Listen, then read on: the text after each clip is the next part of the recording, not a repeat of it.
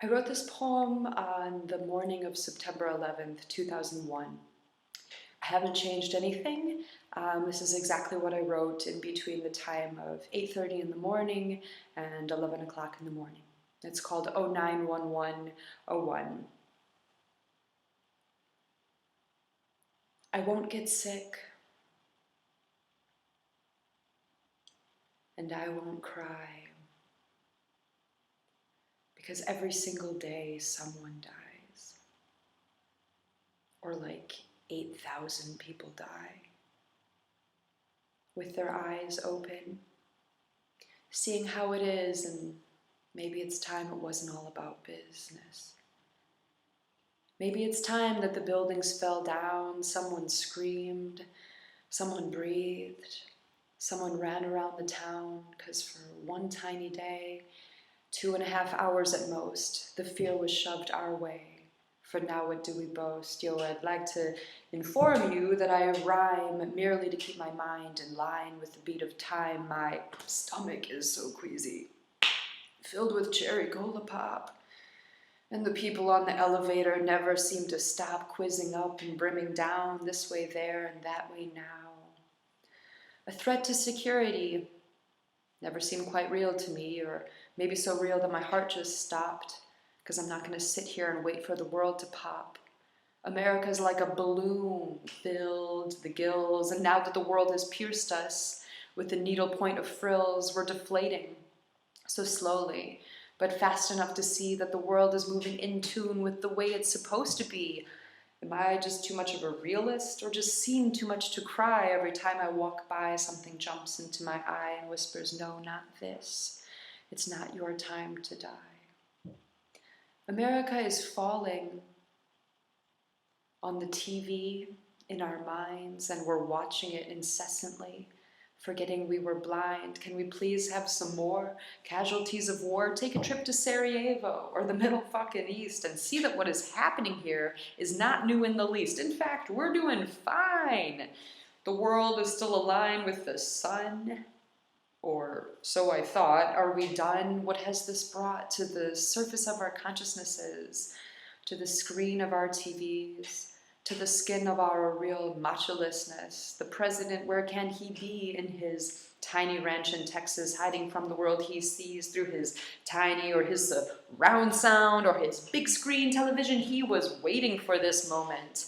Maybe he planned it himself to give our nation a reason to have missiles on the shelf, springing at the chance to bomb Iraq, China, or Sudan, Cuba, Madagascar, Somalia, or Japan. The world declares war on the rest of the world, and the tiny little people can't see the lips that curl towards the other lips that curl, that hurl a huge swirl of shit at our heads from their canopy beds. The world's getting redder and redder with new blood that's ours. We take claim for the drugs and bars, but not for the tears and scars stretching this way and that, double fold, if you will, bringing lightness to the insanity, or marching up until the world has seen us from behind a huge billowing tower of smoke, upon which innocent people choke. The ladder must have broke, and now we're about to crumble to our knees. Can't you see that the world we were waiting for is knocking and saying, please, please, take this reality. Please take this pain, for now you will see what we have seen with 1,000 times more slain. Bodies lying here and enemies over there. Does anyone even care? I can't see through this glare bouncing off the sidewalks, so shiny and so new, until a plane crashes into them, and then they're seen as few, moving slowly towards the core of this effervescent beast, getting its silverware and napkin ready for the upcoming feast on our savage congregation. People running up the stairs, people running everywhere, except for me, because I don't care, or I care, but what do I care for? Who starts to take score?